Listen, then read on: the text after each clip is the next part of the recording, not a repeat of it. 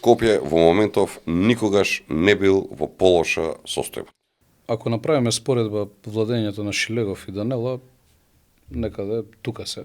Со тоа што дополнителен хаос има се изминатиот период. Особено хаос поврзан со она што и граѓаните го констатираат. Тука не ни треба опис на проблемите, затоа што проблемите ги живееме и ние, но ги живеат и граѓаните за жал подолго временски период. Едногласни бреа, како ги видовме. Хигиената е број 1. Градот е претворен во една голема депонија. Во минатото се знаеше имаше неколку депонии, сите ги знаеме. Вардариште се знаеше во кисела вода имаше 4-5 депонии. Ги средивме, нов концепт воведовме, паркови изградивме изминатиот период.